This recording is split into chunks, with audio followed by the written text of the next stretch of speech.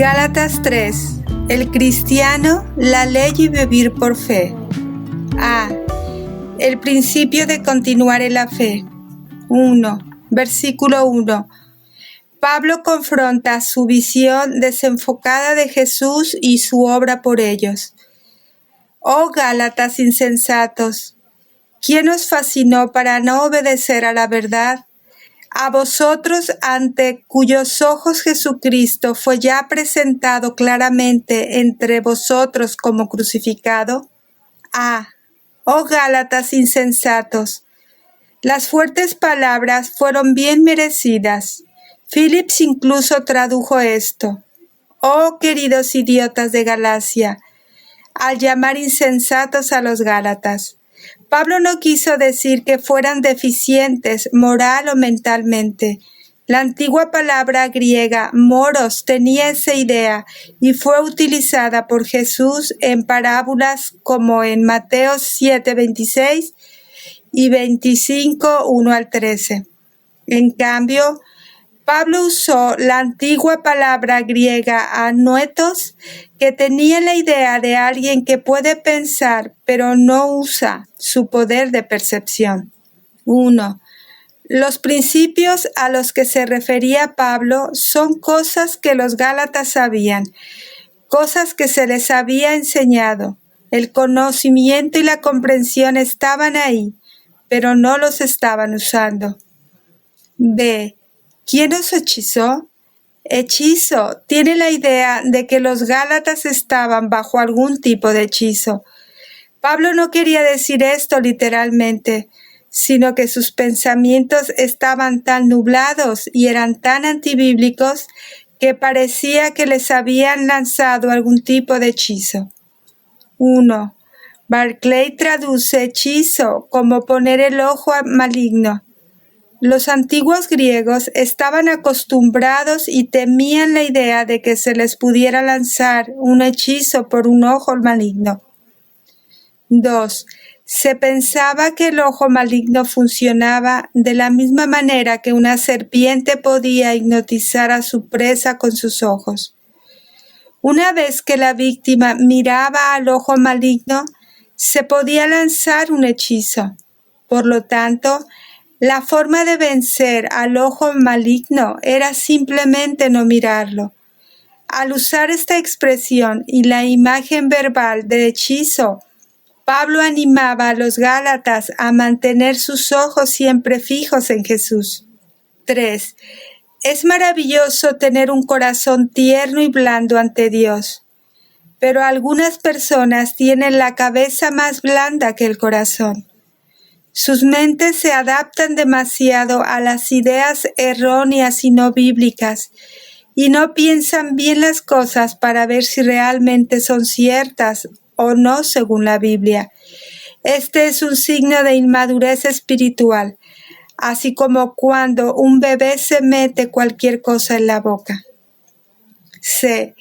Ante cuyos ojos Jesucristo fue ya presentado claramente entre vosotros como crucificado. La idea detrás de ya presentado es algo así como cartelera, exhibir públicamente como si estuviera colocado en una cartelera. Pablo se preguntaba cómo los Gálatas pudieron haber pasado por alto el mensaje, porque ciertamente él se los dejó lo suficientemente claro. 1. Cuando dejaron el mensaje de Jesús y el crucificado, dejaron el mensaje que predicaba Pablo. La predicación de Pablo era como colocar carteles de Jesús por toda la ciudad. Si veías algo, veías a Jesús. 2. Cuando veamos a Jesús claramente ante nosotros, no seremos engañados. Si se le presenta algo contrario a esto, él no dice tímidamente, todo el mundo tiene derecho a opinar, sino que dice, sí, ellos pueden tener derecho a su opinión y yo también a la mía. Y mi opinión es que cualquier opinión que quita la gloria del sacrificio sustituto de Cristo es una opinión detestable. Obtén la verdadera expiación de Cristo completamente en tu alma y no serás hechizado. Spurgeon. D. Ante cuyos ojos, Pablo no quiso decir que literalmente vieron la crucifixión de Jesús, ni siquiera que tuvieron una visión espiritual de ella. Quiso decir que la verdad de Jesús y Él crucificado y la grandeza de su obra para ellos fue claramente expuesta para ellos con tanta claridad que pudieron verlo. En realidad, ver la muerte de Jesús en la cruz podría no significar nada.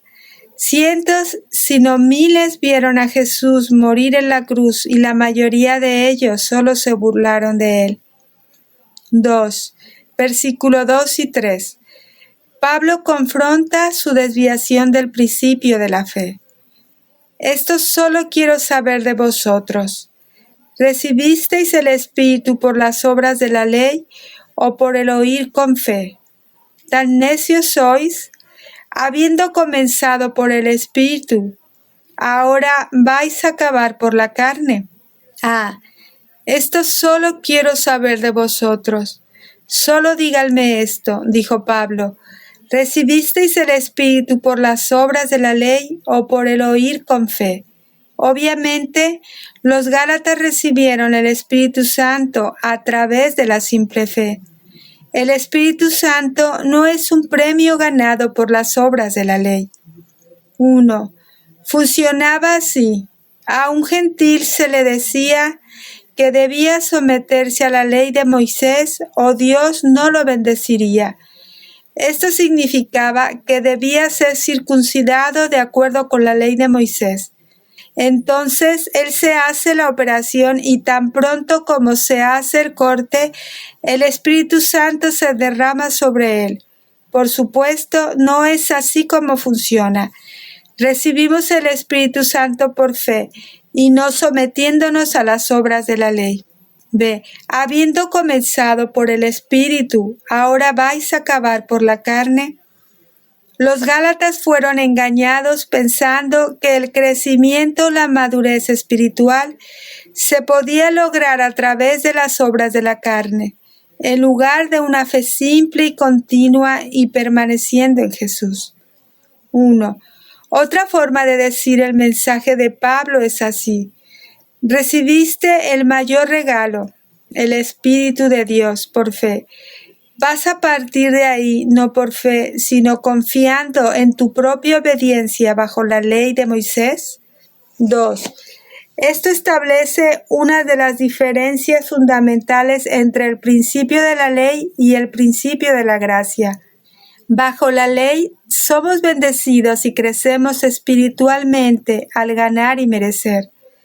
Bajo la gracia, somos bendecidos y crecemos espiritualmente al creer y recibir. Dios trata contigo bajo el pacto de la gracia. No debemos responder sobre el principio de la ley. C. ¿Tan necios sois? De hecho, esto ciertamente era una necedad. Satanás cultivó este engaño para desviar nuestra vida cristiana. Si no puede evitar que seamos salvos por fe, entonces intentará obstaculizar nuestra bendición, crecimiento y madurez por fe. 3. Versículo 4. Una pregunta sobre el pasado. ¿Fue todo en vano? ¿Tantas cosas habéis padecido en vano? Si es que realmente fue en vano. ¿Habéis padecido en vano? Aparentemente los Gálatas, quizás cuando Pablo estaba entre ellos, había sufrido por el principio de la fe, probablemente a manos de los cristianos legalistas. ¿Significaría su alejamiento del principio de la fe que este sufrimiento pasado fue en vano? Si es que realmente fue en vano. ¿Habéis padecido en vano? Aparentemente, los Gálatas, quizás cuando Pablo estaba entre ellos, habían sufrido por el principio de la fe, probablemente a manos de cristianos legalistas. ¿Significaría su alejamiento del principio de la fe que este sufrimiento pasado fue en vano? 1. Sabemos que Pablo sufrió persecución en esta región. Hechos 14 deja en claro que Pablo y sus compañeros fueron perseguidos vigorosamente. Incluso Pablo fue apedreado y dejado por muerto por los judíos cuando estaban entre las ciudades de Galacia. Seguramente algo de esta persecución se extendió a las congregaciones cristianas que Pablo dejó en Galacia. B. ¿Tantas cosas habéis padecido en vano? Quizás una mejor traducción de esta frase es: ¿han tenido experiencias espirituales tan maravillosas, todo en vano? Esto puede encajar mejor en el contexto. Pablo se preguntaba si todos los dones del Espíritu que habían recibido no tendrían valor duradero porque trataban de andar por la ley, no por la fe.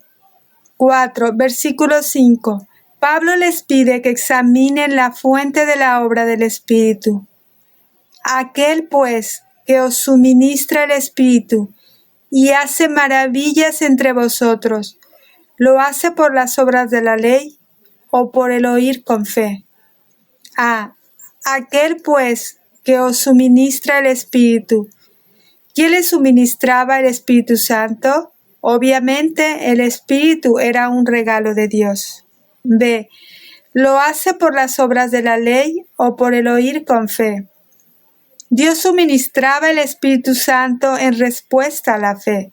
Los milagros son obra de la fe. Sin embargo, los gálatas fueron engañados al pensar que las verdaderas riquezas espirituales residían en buscar a través de una relación por obras.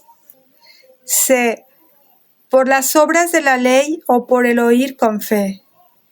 Pablo repitió la frase de Gálatas 3:2, porque quería enfatizar que había una decisión que tomar. ¿Cuál será? ¿Creen que será bendecido por las obras de la ley o por el oír con fe? ¿Ganarán y merecerán su bendición de Dios o la creerán y la recibirán? 1. Esto les habla a aquellos que ven falta de bendición. ¿Por qué? No por falta de devoción, no porque no hayan ganado lo suficiente, sino porque no ponen su fe, su alegre y confiada expectativa en Jesucristo, el Hijo de Dios. 2. Esto habla a aquellos que son maravillosamente bendecidos. ¿Cómo? Para ellos, ser orgullosos es ser ciegos. No se han ganado su bendición, por lo que no deben orgullecerse de ella. Tanto más deben mirar a Jesús y poner su expectativa en Él. B. Abraham, un ejemplo de los que son justificados y caminan por fe.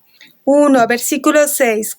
Como Abraham fue hecho justo ante Dios, así Abraham creyó a Dios y le fue contado por justicia.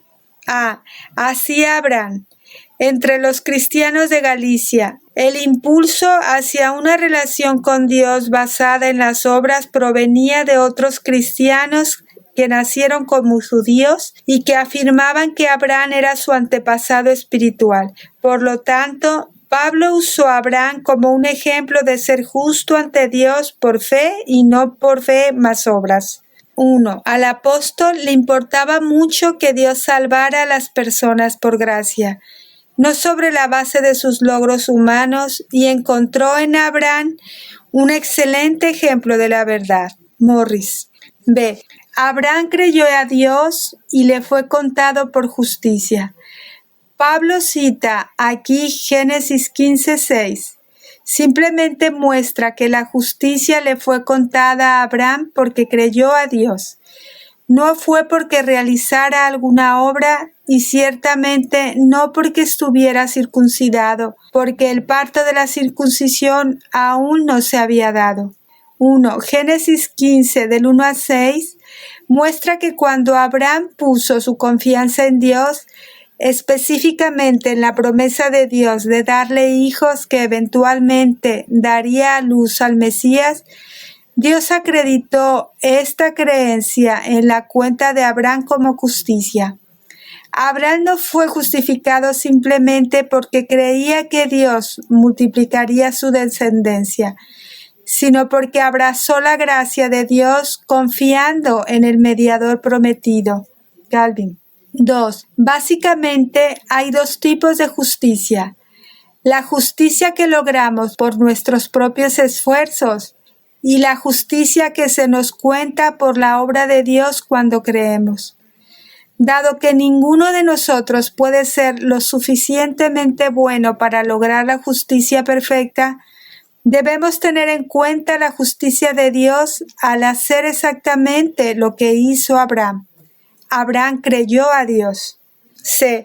Abraham creyó a Dios y le fue contado por justicia. Esta cita de Génesis 15:6 es una de las expresiones más claras de la Biblia de la verdad de la salvación por gracia, mediante la fe solamente. Es el Evangelio en el Antiguo Testamento, citado 4 veces en el Nuevo Testamento.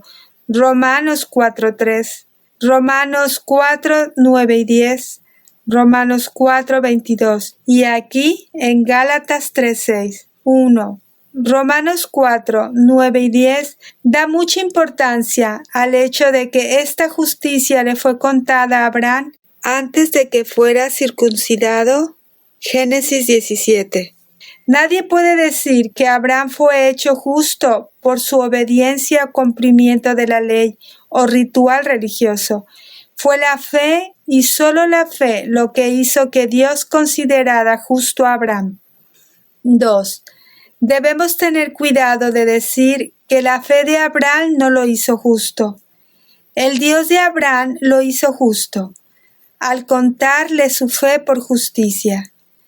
Su fe no fue su justicia, pero Dios recompensó de tal manera su ejercicio de la fe, de tal manera que sobre ella calculó o imputó la justicia de aquel en quien creía.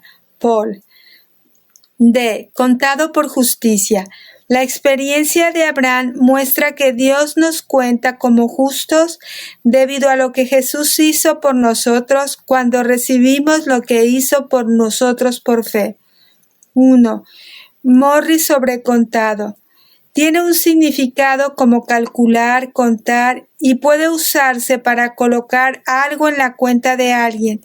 Aquí de colocar la justicia en la cuenta de Abraham. 2.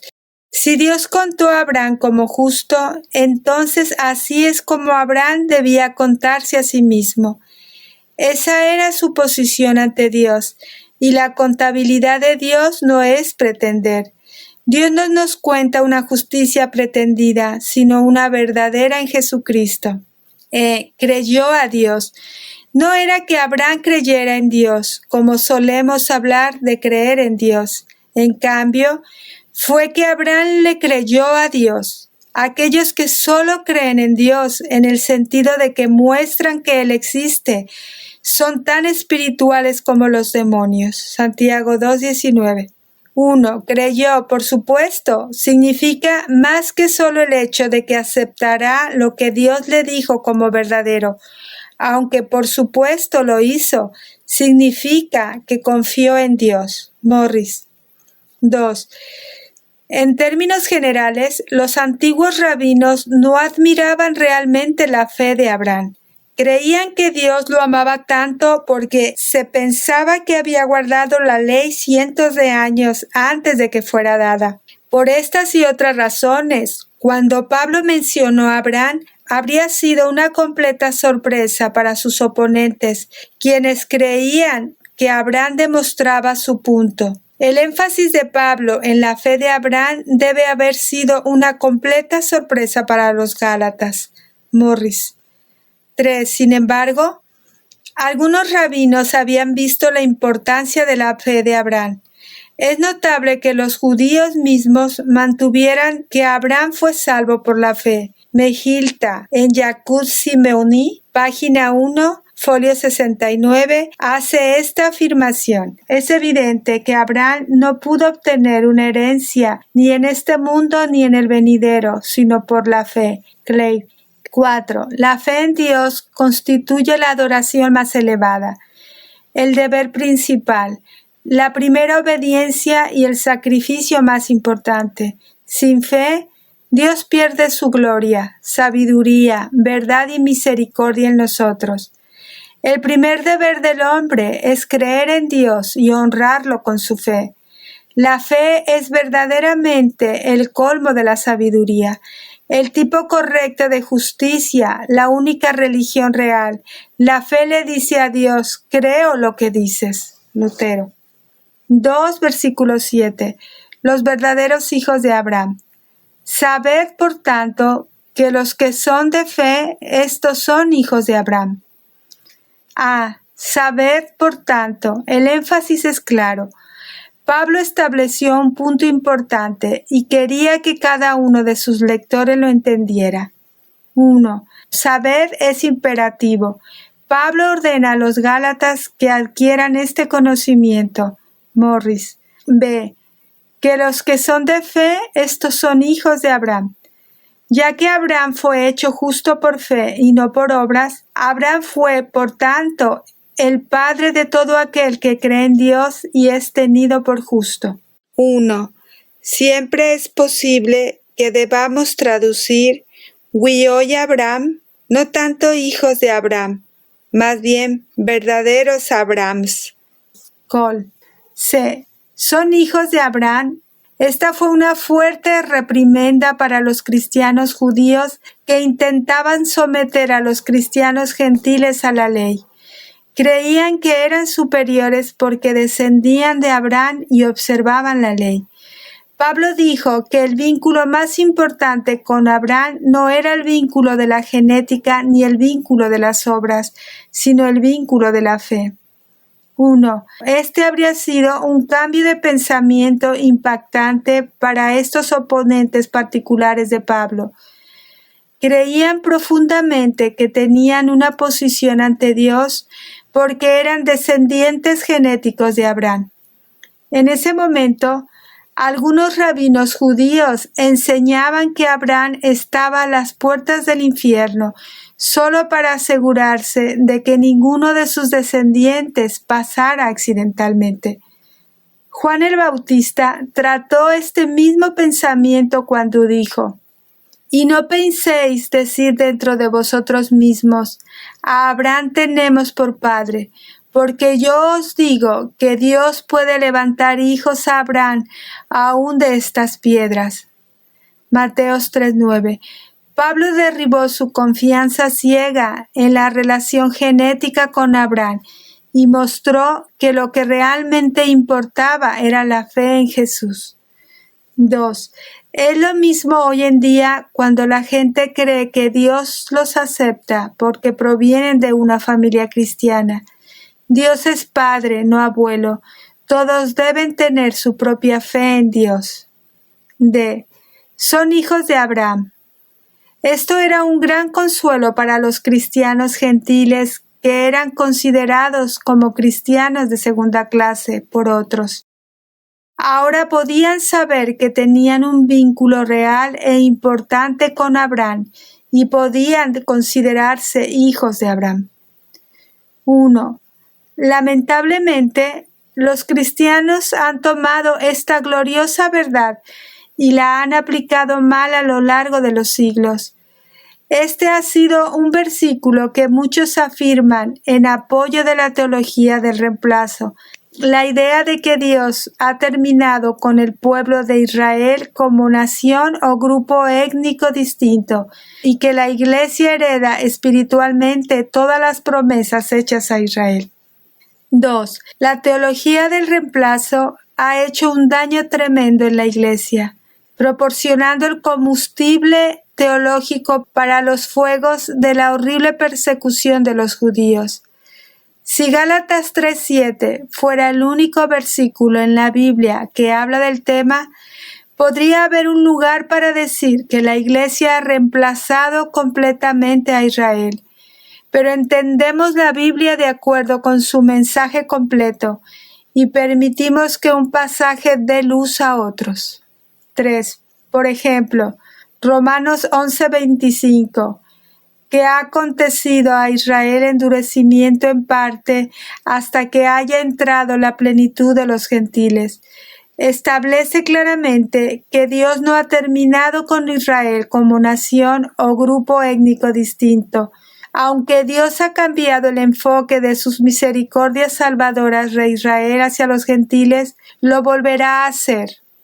Este simple pasaje refuta a aquellos que insisten en que Dios ha terminado para siempre con Israel como Israel, y que la Iglesia es el nuevo Israel y hereda todas las promesas hechas al Israel nacional y étnico del Antiguo Testamento. 4.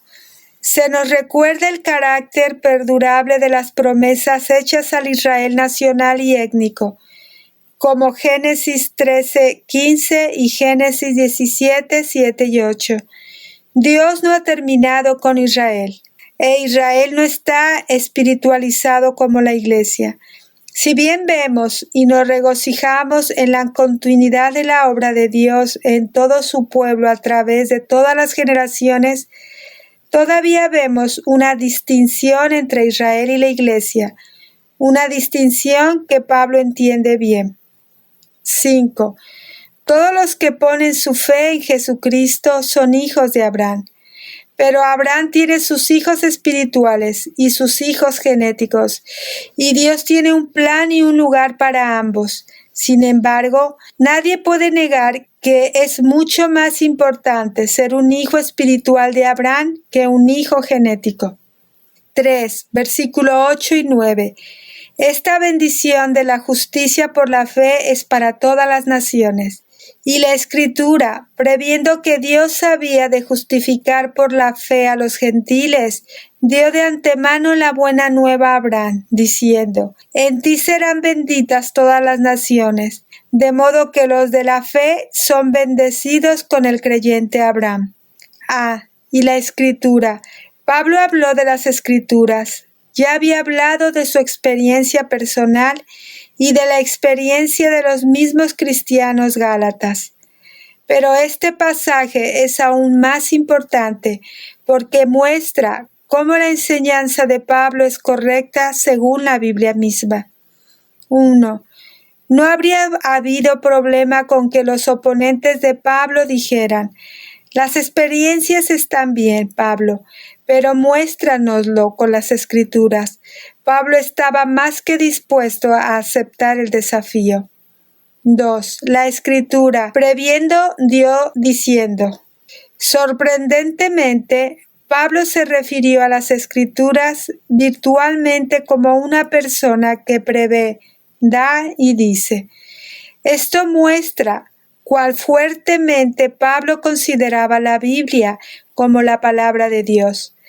Pablo creía que cuando las Escrituras hablaban, Dios hablaba. 3. Pablo personifica las Escrituras. Morris. Excelentemente habló él, que llamó a las Escrituras Cored Animandei, el corazón y el alma de Dios. Trapp. B.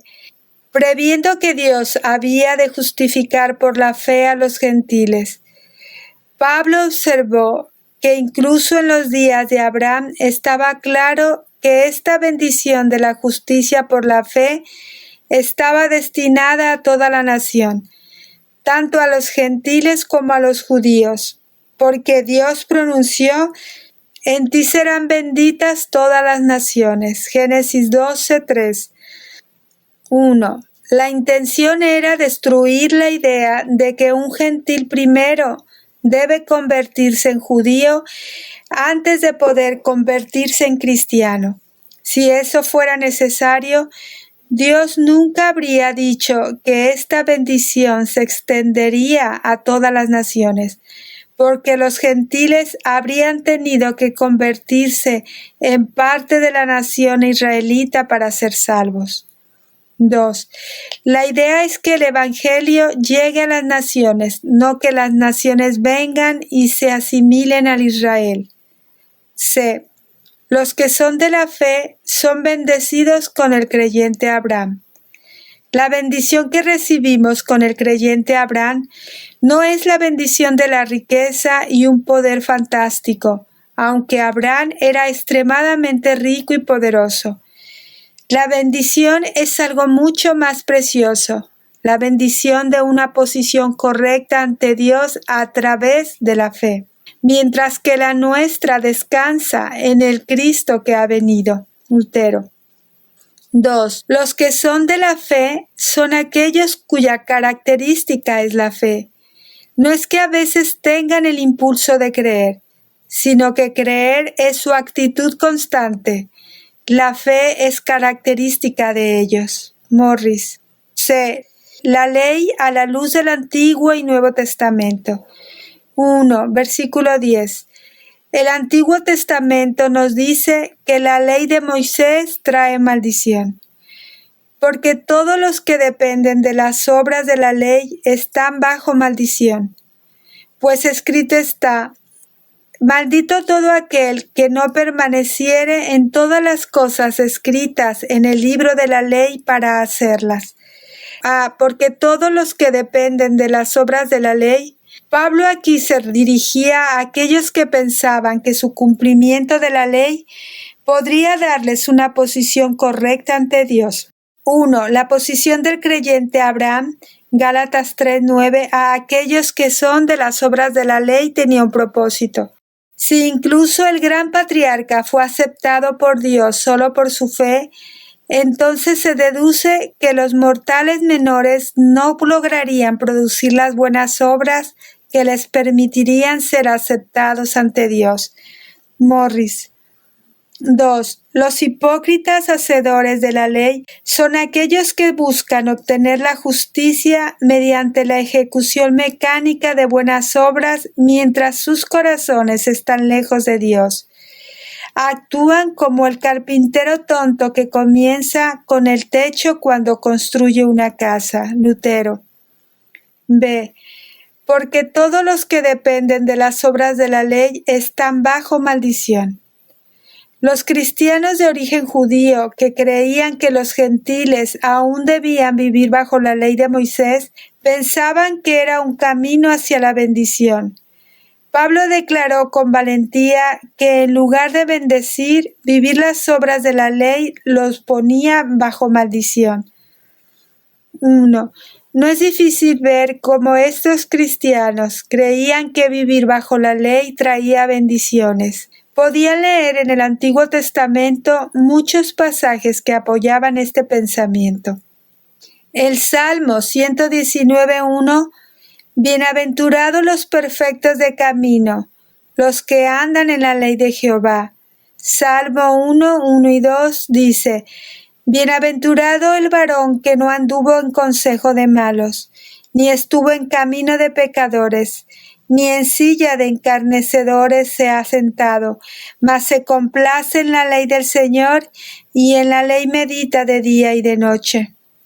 2. Debemos entender cómo la ley puede traer bendiciones. Primero, vemos que la palabra ley se usa en dos sentidos en la Biblia. A veces significa la ley de Moisés con todos sus mandamientos, que un hombre debe obedecer para ser aprobado por Dios. A veces significa palabra de Dios en un sentido muy general. Muchas veces, cuando el Antiguo Testamento habla de la ley, nos habla de ella en el sentido general de la palabra de Dios para nosotros. Cuando el Salmo 119:97 dice: «Oh, cuánto amo yo tu ley, todo el día es ella mi meditación», el salmista se refería a más que la ley de Moisés, se refería a toda la palabra de Dios. Al ver esto, entendemos cómo la Biblia está llena de alabanzas por la ley.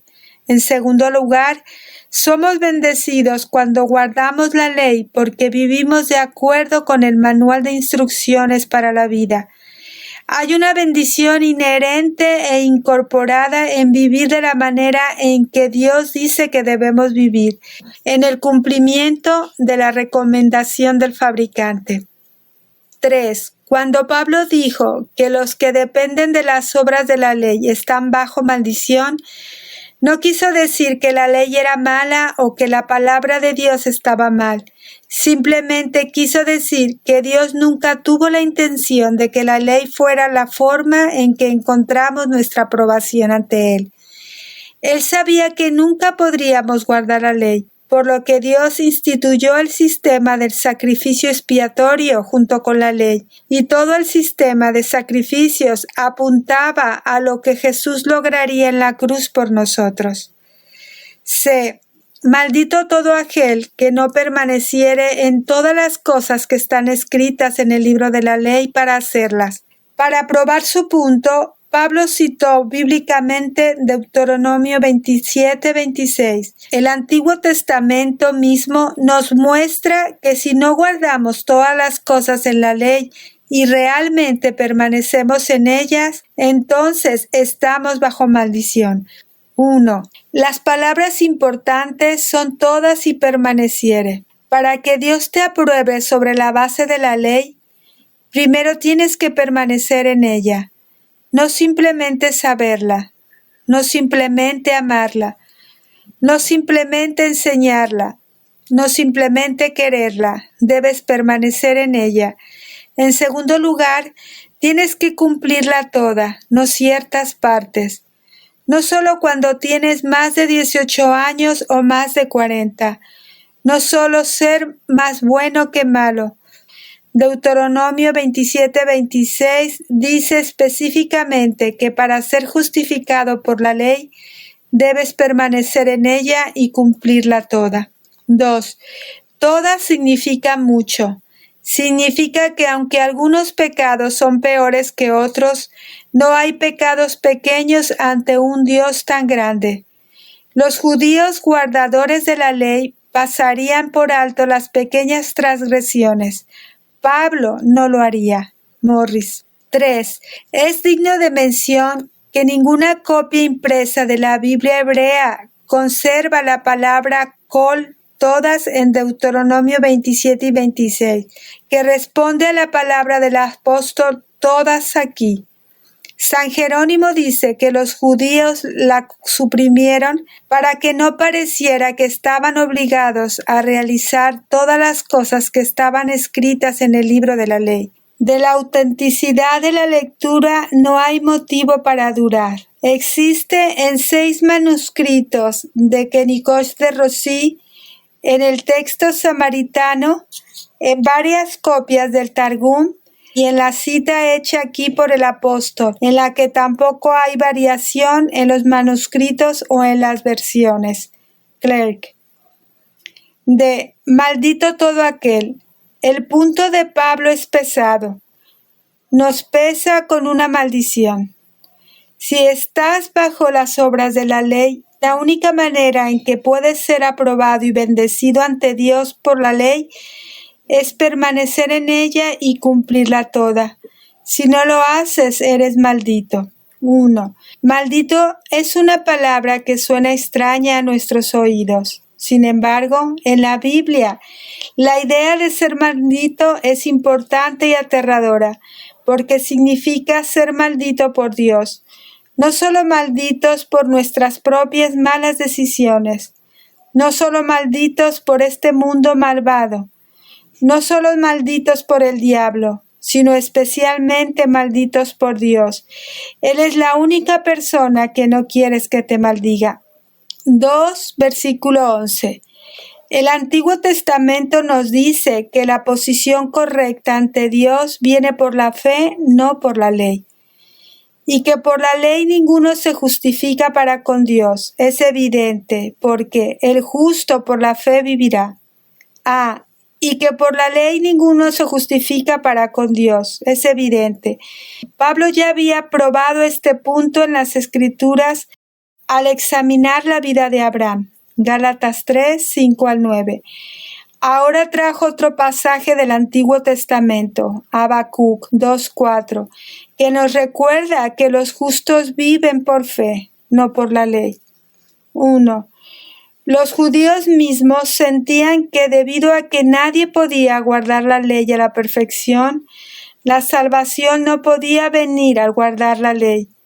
Por eso ponían tanto énfasis en su descendencia de Abraham, esencialmente confiando en los méritos de Abraham para salvarlos porque sentían que sus propios méritos no podían. B. El justo por la fe vivirá.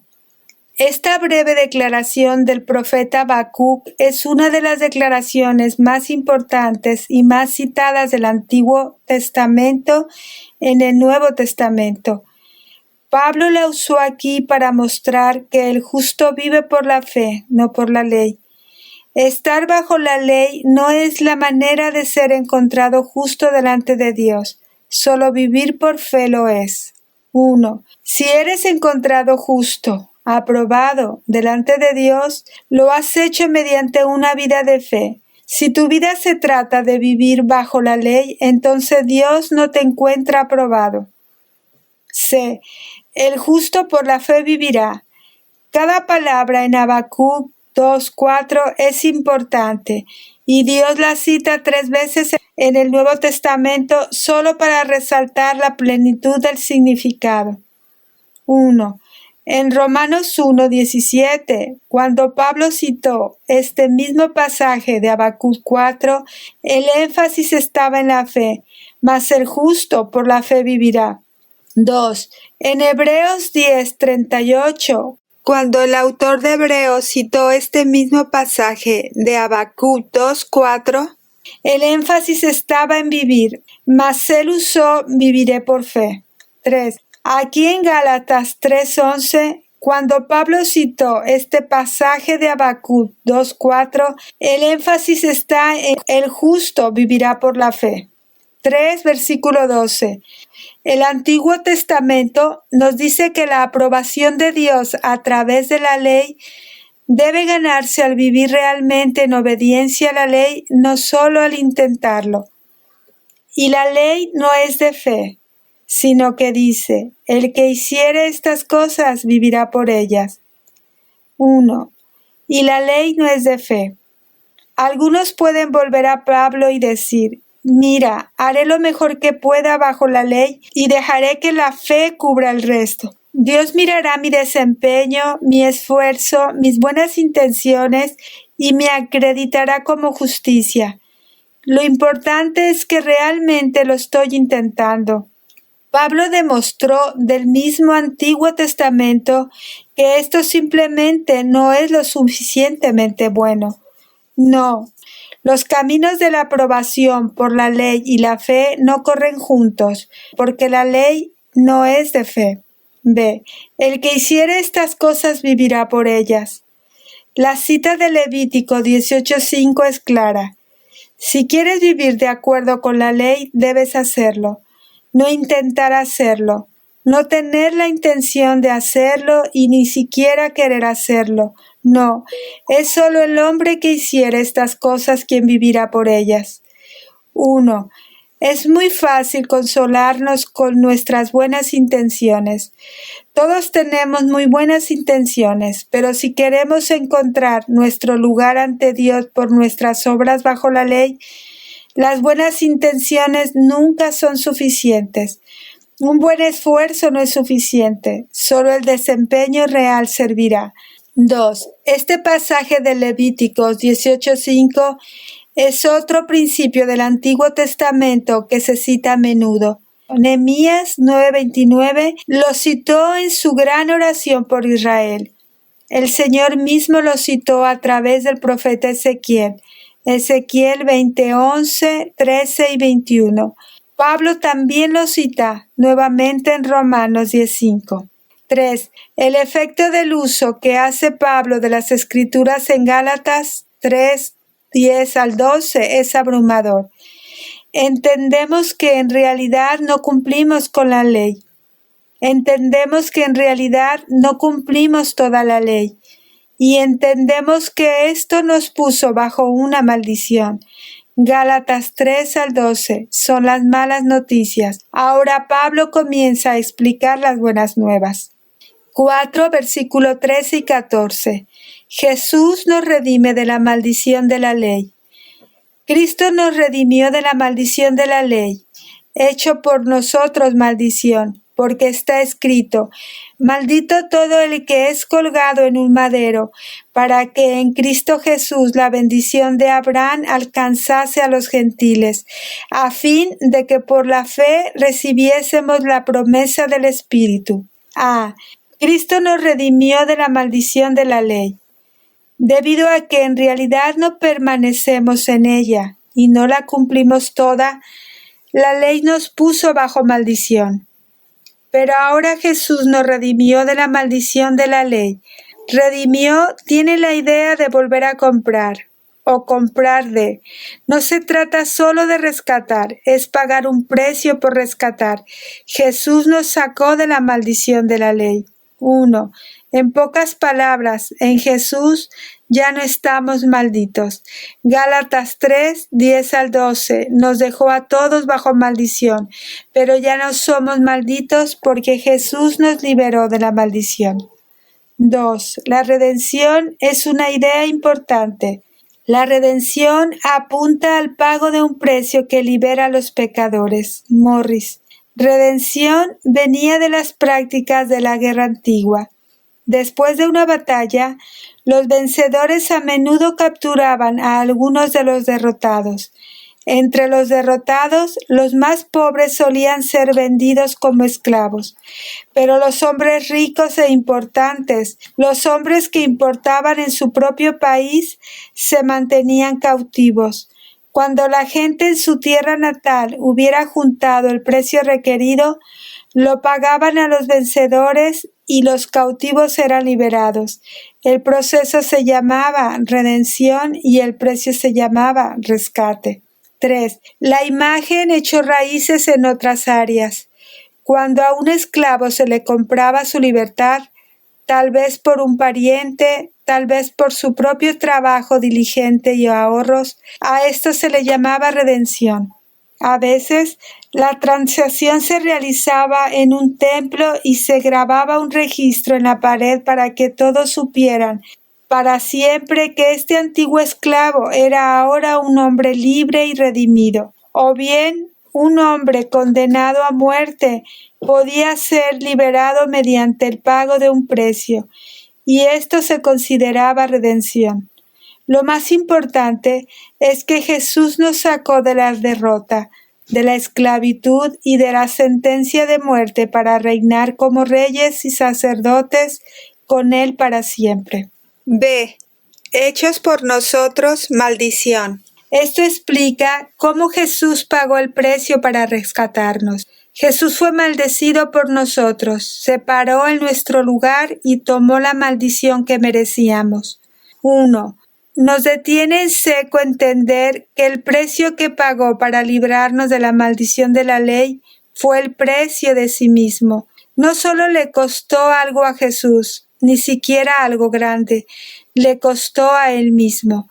Sabemos que los hombres maldijeron a Jesús mientras colgaba de la cruz, pero eso no se compara con la forma en que Dios el Padre lo maldijo. Se convirtió en el objetivo de la maldición y puso fuera del objetivo a los que le creen. 2. Pablo no dice que Cristo fue hecho maldición por sí mismo. El acento está en las dos palabras por nosotros. Cristo es personalmente inocente. Personalmente no merecía que lo colgaran por ningún crimen que él mismo haya cometido. Pero debido a que Cristo tomó el lugar de otros que eran pecadores, fue colgado como cualquier otro transgresor. Lutero. 3. Cualesquiera que sean los pecados que yo, usted, todos nosotros hemos cometido o cometeremos son pecados de Cristo como si Él mismo los hubiera cometido. Nuestros pecados tienen que ser los pecados de Cristo o pereceremos para siempre. Lutero. C. Porque está escrito, maldito todo el que es colgado de un madero. ¿Cuándo pagó Jesús este precio?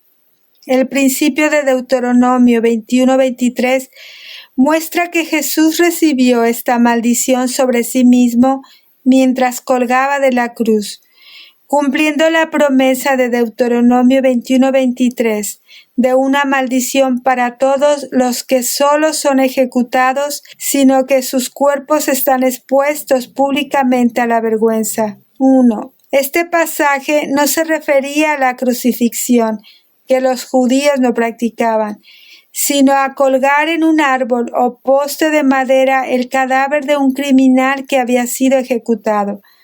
Pero en los tiempos del Nuevo Testamento, una cruz a menudo se llamaba árbol y no hay duda de que eso es lo que Pablo tiene en mente aquí. Morris. 2.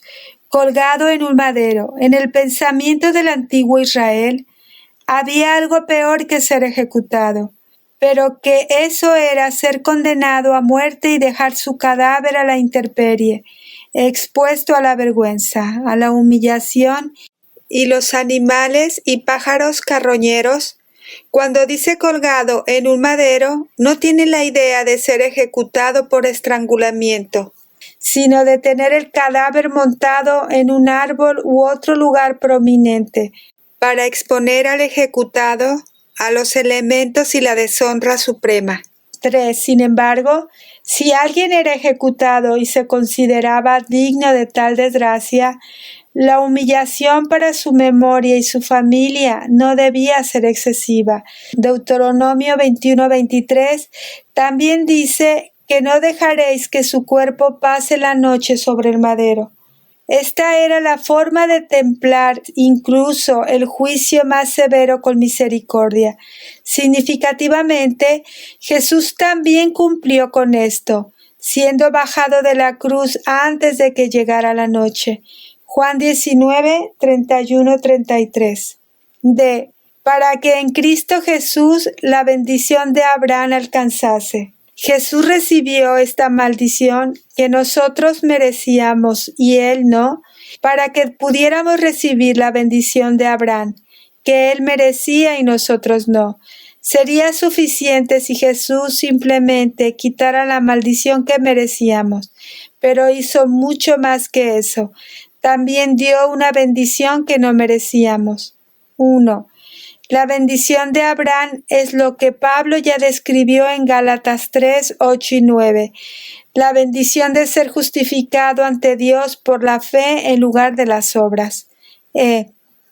Los gentiles en Cristo Jesús. Esto nos dice a quien viene la bendición de Abraham. Pablo no quiso decir que solo les llega a los gentiles, como si los judíos estuvieran excluidos, sino que también les llega a los gentiles en Cristo Jesús. 1. La frase en Cristo Jesús es importante. La bendición no viene porque sean gentiles, como tampoco la bendición de estar bien con Dios llega al pueblo judío porque son judíos. Les llega a todos, judíos y gentiles por igual, que se identifican con Cristo Jesús y no por sus propios intentos de justificarse a sí mismos. F. Por la fe recibiésemos la promesa del Espíritu. Esto significa que esta bendición es nuestra en Jesús por fe y no por el principio de la ley. La promesa se recibe, no se gana. 5. Versículo 15 al 18. La naturaleza inmutable del pacto de Dios con Abraham. Hermanos, hablo en términos humanos. Un pacto, aunque sea de hombre, una vez ratificado, nadie lo invalida, ni le añade. Ahora bien, a Abraham fueron hechas las promesas y a su simiente. No dice, y a las simientes, como si hablase de muchos, sino como de uno, y a tu simiente, la cual es Cristo. Esto pues digo, el pacto previamente ratificado por Dios para con Cristo, la ley que vino 430 años después, no lo abroga para invadir la promesa, porque si la herencia es por la ley, ya no es por la promesa, pero Dios la concedió a Abraham mediante la promesa. Hermanos, hablo en términos humanos. Pablo primero establece el principio de que incluso con un pacto entre los hombres, el pacto se mantiene firme una vez que se hace. Nadie lo invalida ni le añade. El pacto de Pablo no se trata realmente de pactos entre hombres, sino de decir, cuanto más verdadero es un pacto que Dios hace. 1. Pero no debemos perdernos la primera palabra de Gálatas 3:15. Hermanos, por difíciles y peligrosos que fueran los oponentes de Pablo en Galacia, también eran sus hermanos. Los confronta y los persuade como hermanos. B. Ahora bien, a Abraham fueron hechas las promesas y a su simiente. En Génesis 22:18, Dios le prometió a Abraham que en tu simiente serán benditas todas las naciones de la tierra. Pablo observa que se usa el singular para simiente, no el plural. El punto es claro: y a tu simiente, la cual es Cristo. Dios se está refiriendo a un descendiente específico de Abraham, no a todos los descendientes en general. C. Porque si la herencia es por la ley, ya no es por la promesa, pero Dios la concedió a Abraham mediante la promesa. Si la herencia ofrecida a Abraham se basaba en la ley, podría no ser permanente, porque dependería, al menos en parte, de que Abraham guardara la ley. Pero dado que la herencia se ofreció sobre la base de la promesa de Dios es segura. D. Dios la concedió a Abraham mediante la promesa. La palabra que concedió aquí es la antigua palabra griega charistai, que se basa en la palabra griega charis, gracia. La dádiva de Dios a Abraham fue la dádiva gratuita de la gracia. La palabra también está en tiempo perfecto, mostrando que el regalo es permanente. 1. Los judaizantes podrían citar a Moisés. Pablo citará a Abraham. Que citen la ley. Él citará la promesa. Si apelan a los siglos de tradición y la orgullosa historia de la ley de Moisés, él apelará al pacto con Abraham más grandioso, aún más antiguo por siglos. Col. D. El propósito de la ley nos ayuda a comprender nuestra libertad de la ley. 1. Versículo 19 al 21. La ley fue dada a causa de la transgresión del hombre. Entonces, ¿para qué sirve la ley?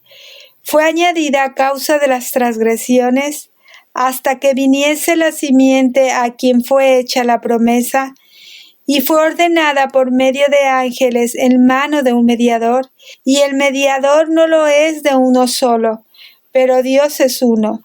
Luego la ley es contraria a las promesas de Dios. En ninguna manera, porque si la ley dada pudiera vivificar, la justicia fuera verdaderamente por la ley. A. ¿Para qué sirve entonces la ley? Fue añadida a causa de las transgresiones. Parte de la razón por la que se dio la ley fue para restringir la transgresión de los hombres mediante la revelación clara de la santa norma de Dios. Dios tuvo que darnos su estándar para que no nos destruyéramos antes de que viniera el Mesías. Pero la ley también es añadida a causa de las transgresiones de otra manera. La ley también excita la rebelión innata del hombre al revelar una norma, mostrándonos más claramente nuestra necesidad de salvación en Jesús. Romanos 7, 5 al 8. B. Hasta que viniese la simiente a quien fue hecha la promesa. Así como la ley estaba destinada a prepararnos para la obra del Mesías, fue dada hasta que viniese la simiente, Jesús. No es que la ley de Moisés fuera revocada cuando Jesús vino. Jesús dijo que vino a cumplir la ley, no a destruirla en Mateo 5:17. En cambio, la ley de Moisés ya no es nuestra base para acercarnos a Dios. C. Fue ordenada por medio de ángeles en manos de un mediador. De acuerdo con las tradiciones antiguas, las verdaderas tradiciones según Pablo, la ley fue entregada a Moisés en el monte Sinaí por manos de los ángeles. Los ángeles fueron el intermediario o mediador de Moisés cuando recibió la ley de Dios. D. Y el mediador no lo es de uno solo, pero Dios es uno. Moisés necesitó un mediador entre él y Dios, pero nosotros no necesitamos un mediador entre nosotros y Jesús. Él es nuestro mediador. La ley era un acuerdo bipartidista presentado por mediadores. La salvación en Jesús por fe se recibe mediante una promesa. 1. James Montgomery Boyce llamó a Gálatas 3:20, probablemente el versículo más oscuro de Gálatas, sino de todo el Nuevo Testamento. Otro comentarista dijo que ha leído más de 250 interpretaciones diferentes del mismo. Otro comentarista eleva la cifra a 300. 2. La idea general parece ser que la promesa debe considerarse superior a la ley, porque la ley tiene dos caras. La ley estaba mediada, y esto significa que el hombre era parte de ella. La promesa, por otro lado, es unilateral. El hombre no es parte de ella. Boyce. Luego la ley es contraria a las promesas de Dios en ninguna manera. La ley no es algo malo que se opone a la promesa de Dios. El problema de la ley se encuentra en su incapacidad para dar fuerza a quienes desean cumplirla. Si la ley pudiera vivificar, entonces podría haber traído justicia. Pero la ley de Moisés no da vida, simplemente indica el mandato. Nos dice que la guardemos y nos dice las consecuencias si no cumplimos con el mandato. 1. La gente necia, pero sabia en su propia opinión, llega a la conclusión: si la ley no justifica, no sirve para nada. ¿Qué hay sobre esto? Dado que el dinero no justifica, ¿diría usted que el dinero no sirve para nada? Porque los ojos no justifican, ¿se los haría sacar? Porque la ley no justifica, ¿no le sigue que la ley no tenga valor? Lutero. 2, versículo 22. La imagen de nuestro encarcelamiento bajo el pecado. Mas la Escritura lo encerró todo bajo pecado, para que la promesa que es por fe en Jesucristo fuese dada a los creyentes. La Escritura lo encerró todo bajo pecado. Pablo pinta un cuadro del encarcelamiento. Los barrotes de la celda son pecado, manteniéndolos confinados. La Escritura nos puso en la cárcel porque señaló nuestra condición pecaminosa. Así que nos sentamos presos por el pecado y la ley no puede ayudarnos porque la ley nos puso en la prisión. 1. El pecado se personifica como un carcelero que mantiene a los pecadores bajo su control para que no puedan liberarse. Morris. 2. Algunos protestan y dicen: no soy prisionero del pecado. Hay una forma sencilla de demostrarlo: deja de pecar. Pero si no puedes dejar de pecar, o si alguna vez tienes un historial de pecado, entonces estás aprisionado por la ley de Dios. 3. Cuando la ley nos lleve al punto de la desesperación, que los lleve un poco más lejos, que los lleve directamente a los brazos de Jesús, quien dice: venid a mí, todos los que estéis trabajados y cargados, y yo les daré descanso. Lutero. Dada a los creyentes, solo la fe puede sacarnos de nuestro confinamiento al pecado. La ley de Moisés puede mostrarnos claramente nuestro problema y el estándar de Dios, pero no puede darnos la libertad que solo Jesús puede darnos. La libertad se les da a los creyentes. 1. Los barrotes de nuestro pecado son fuertes. Nosotros mismos no podemos verlos. No hay posibilidad de escapar. En cambio, el propio alcaide hace una oferta para simplemente abrir la puerta y salir. Pero tienes que reconocer que estás encerrado, que mereces estar en la celda y pedirle que te libere. Cuando el fiscal acusa al alcaide de no ser justo, el alcaide simplemente señala que la sentencia del prisionero liberado se cumplió por completo, por él mismo. 2. Lejos de ser la puerta de entrada a una libertad gloriosa, resulta ser un carcelero que hace callar a la gente. El resultado es que la única forma de escapar era a través de la fe.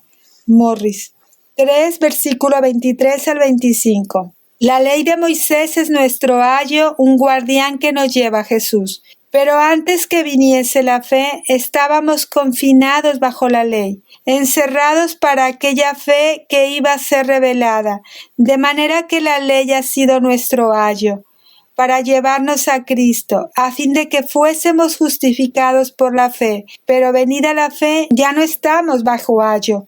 Antes que viniese la fe, antes de que fuéramos salvados por la fe, antes de que viviéramos nuestras vidas por fe, estábamos confinados bajo la ley. Aquí Pablo usa una palabra diferente y una idea diferente que cuando escribió que la Escritura lo encerró todo bajo pecado en el versículo anterior.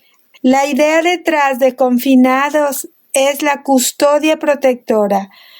Hay un sentido en el que fuimos aprisionados por nuestro propio pecado bajo la ley, pero también hay otro sentido en el que nos custodiaba bajo custodia protectora. 1. ¿Cómo nos protege la ley? Nos protege mostrándonos el corazón de Dios. Nos protege mostrándonos la mejor manera de vivir. Nos protege mostrando lo que debe ser aprobado y desaprobado entre los hombres. Nos protege proporcionando una base para el derecho civil. De esta manera y más, estábamos confinados bajo la ley, encerrados para aquella fe que iba a ser revelada. La ley de Moisés nos preparó para venir a Jesús por la forma en que revelaba el carácter de Dios y la forma en que expone nuestro pecado, de manera que la ley ha sido nuestro ayo para llevarnos a Cristo a fin de que fuésemos justificados por la fe. El propósito de la ley de Moisés se cumple cuando dejamos de tratar de justificarnos y llegamos a la fe de Jesús. 1. Todo el propósito de la ley es llevarnos a Jesús. Por lo tanto, si alguien no presenta la ley de una manera que lleve a la gente a la fe en Jesús, no está presentando la ley correctamente. La forma en que Jesús presentó la ley fue para mostrarle a la gente que no podía cumplirla y que necesitaban buscar fuera de su cumplimiento de la ley para encontrar una justicia mayor que la del escriba y los fariseos. Mateo 5, 17 al 48. 2. Satanás quiere que demostremos que somos santos por la ley, que Dios dio para probar que somos pecadores. Andrés Juk, citado en Stott. C. Pero venida la fe, ya no estamos bajo ayo. Una vez que hemos llegado a una relación de fe, ya no tenemos que vivir bajo nuestro ayo. Aunque recordamos el comportamiento que nos ha enseñado, por eso respetamos a nuestro ayo, la ley, pero no vivimos debajo de él, vivimos bajo Jesús por fe. 1. Ayo no es una traducción completamente exacta de la idea de la palabra griega antigua paidagogos. Los paidagogos no simplemente enseñaban a un niño. Más que eso, el ayo era el guardián del niño, vigilaba al niño y su comportamiento. La idea es más una niñera que una maestra, pero como el ayo podía disciplinar al niño, el ayo también era el decano de disciplina. 2. Morris traduce ayo como custodio. El custodio no era un maestro, sino un esclavo cuya tarea especial era cuidar a un niño. Ejercía una supervisión general sobre las actividades del niño y era su responsabilidad llevarlo al maestro que le daría la instrucción adecuada a su puesto. 3. Cuando el niño ha crecido, no se deshace de la disciplina y las lecciones que obtuvo del ayo, pero tampoco vive más bajo el ayo. Esta es nuestra relación con la ley de Dios. Aprendemos de ella, recordamos nuestras lecciones, pero no vivimos bajo la ley. El símil del maestro de escuelas es sorprendente. Los maestros de escuela son indispensables, pero muéstrame un alumno que ame a su maestro de escuela. Lutero. 4. Versículo 26 y 27. Por la fe encontramos nuestra identidad con Jesucristo. Pues todos sois hijos de Dios por la fe en Cristo Jesús. Porque todos los que habéis sido bautizados en Cristo, de Cristo estáis revestidos. A. Pues todos sois hijos de Dios por la fe en Cristo Jesús.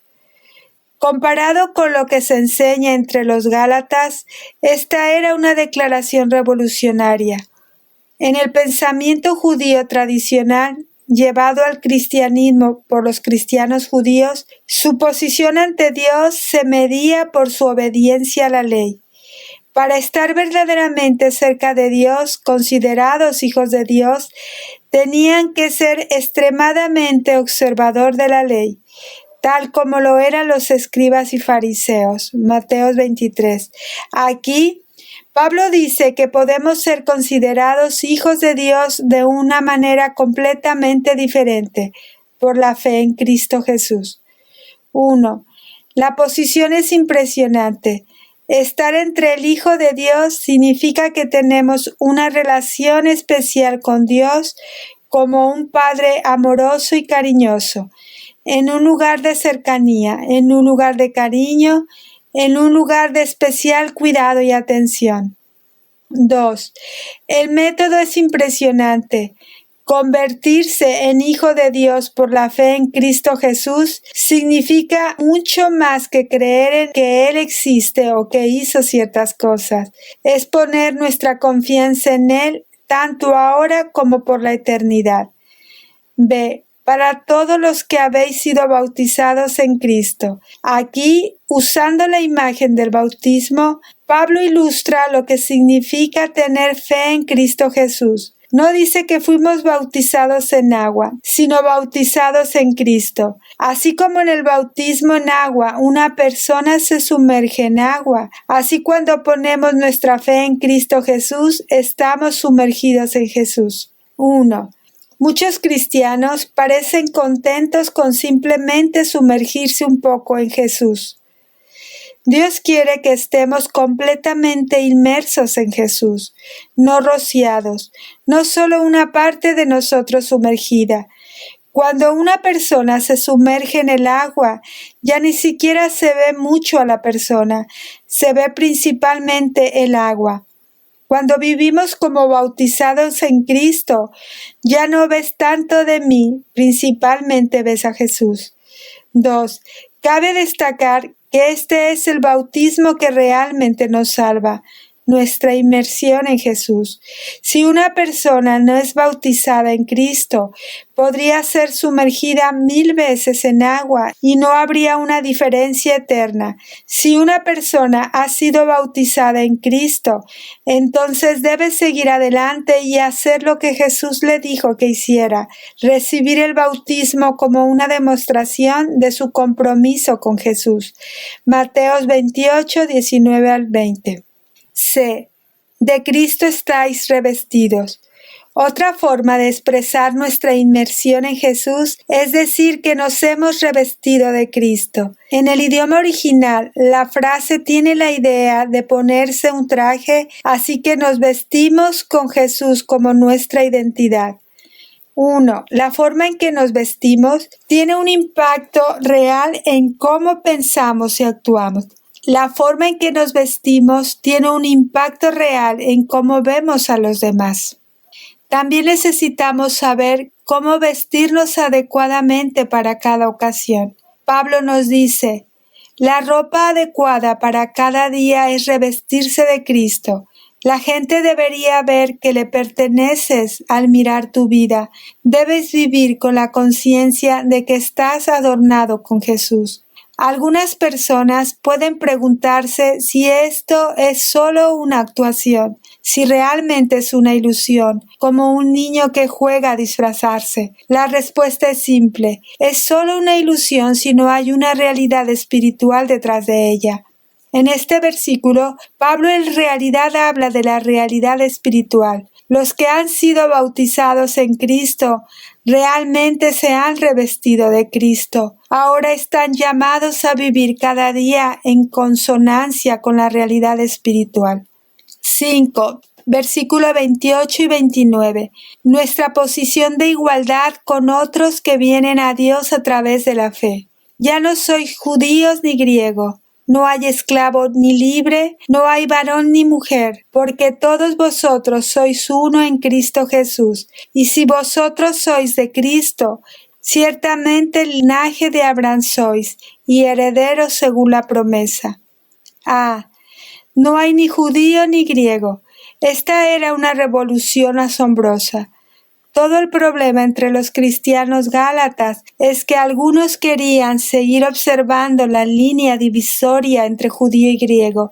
Pablo escribe, en Jesucristo esa línea es eliminada. Cuando estamos en Jesús, no hay ni judío ni griego. B. No hay ni esclavo ni libre. No hay varón ni mujer, porque todos vosotros sois uno en Cristo Jesús. La línea divisoria entre judío y griego no es la única línea divisoria borrada. Con respecto a nuestra posición ante Dios en Jesús, se borra toda línea divisoria. Ahora que Jesús es nuestra identidad, eso es más importante que cualquier identidad anterior que tuviéramos. Todos somos unos en Jesús. 1. En este tiempo, algunos rabinos citaban una oración matutina que era popular entre muchos judíos de ese tiempo. Según William Barclay, en esa oración el hombre judío agradecía a Dios que no nació gentil, esclavo o mujer. Pablo toma cada una de estas categorías y las muestra como iguales en Jesús. 2. Lamentablemente, algunos cristianos todavía trazan límites hoy. Algunos trazan líneas entre denominaciones, algunos trazan líneas entre razas, algunos trazan líneas entre naciones, algunos trazan líneas entre partidos políticos y algunos trazan líneas entre clases económicas. Por ejemplo, si sientes que tienes más puntos en común con un incrédulo que comparte tu raza o tu partido político que con un cristiano genuino de otra raza o partido político, has trazado una línea que Jesús murió en la cruz para borrar. 3. Esto no significa que no haya diferencias. Pablo sabía que todavía había una diferencia entre judío y griego, y su enfoque evangelístico podría diferir en cada grupo. Primera de Corintios 9, 19 al 21, el esclavo todavía tenía la obligación diaria de obedecer a su amo, aunque podían ser iguales en Jesús. Efesios 6, 5 al 8. Todavía hay diferentes roles para varón y mujer en el hogar y en la iglesia. Primera de Timoteo 2, 1 al 15, Efesios 5, 22 al 33. Aunque son iguales ante Dios, hay diferencias en el rol y en la función, pero ninguno al estar delante de Dios por la fe en Jesús. Cuando decimos que Cristo ha abolido estas distinciones, no queremos decir que no existen, sino que ya no crean barreras para la comunión. Stott. 4. No está escribiendo sobre una unidad que surge como resultado de los logros humanos. Él está diciendo que cuando las personas son salvadas por Jesucristo, son llevadas a una unidad maravillosa, una unidad entre los salvos y el Salvador, y una unidad que une a todos los salvos. Morris. C. Todos vosotros sois uno en Cristo Jesús. Esto es asombroso. Algunos querían que Pablo excluyera a algunos de los cristianos de origen gentil porque no se habían sometido a la ley de Moisés. Pablo los incluye diciendo, todos vosotros sois uno en Cristo Jesús. Otros podrían querer que Pablo excluyera a algunos de los cristianos de origen judío, porque su teología estaba equivocada en este punto y Pablo necesitaba corregirlos. Pablo los incluye diciendo, todos vosotros sois uno en Cristo Jesús. 1. Muchos de los hijos de Dios carecen de una comprensión profunda del camino cristiano, pero eso no significa que no sean cristianos genuinos. Ser cristiano es ser creyente, no es tener una respuesta intelectual a todos los problemas que encontramos al vivir nuestra vida cristiana. Morris. Y si vosotros sois de Cristo, ciertamente el linaje de Abraham sois. Dado que todos los cristianos pertenecen a Jesús el Mesías, todos los cristianos son descendientes espirituales de Abraham y herederos de Dios. Este lugar de alto privilegio viene según la promesa, no según la ley o las obras. Estamos conectados con la larga lista del pueblo de Dios reunido a lo largo de todas las edades. 1. Algunos cristianos judíos decían a los gálatas que si se sometían a la ley y se circuncidaban, podrían disfrutar del estatus de ser del linaje de Abraham. Pablo señala que este estado ya era de ellos a través de la fe en Jesús. 2. Pablo ha reforzado este principio a lo largo de esta sección al repetir el título de Cristo para Jesús, usado 11 veces en los últimos 17 versículos. Cuando Pablo se refirió a Jesús como Cristo, enfatizó el papel de Jesús como el Mesías prometido del pueblo judío y de todo el mundo, como enfatizó Pablo. Si vosotros sois de Cristo. Esta es la cuestión. La cuestión no es estar bajo la ley. La cuestión no es eres judío o gentil. La cuestión no es eres esclavo o libre. La cuestión no es eres hombre o mujer. La única cuestión es si vosotros sois de Cristo. 1. Si somos de Cristo, entonces encontramos nuestro lugar en la eternidad porque somos hijos e hijas de Dios. Encontramos nuestro lugar en la sociedad porque somos hermanos y hermanas en la familia de Dios. Encontramos nuestro lugar en la historia porque somos parte del plan de Dios para las edades, relacionados espiritualmente con Abraham por nuestra fe en Jesús. 2. Me permite responder la más básica de todas las preguntas humanas, ¿quién soy yo? Y decir, en Cristo soy un hijo de Dios. En Cristo estoy unido a todo el pueblo redimido de Dios, pasado, presente y futuro. En Cristo descubro mi identidad. En Cristo encuentro mis pies. En Cristo vuelvo a casa. Stott.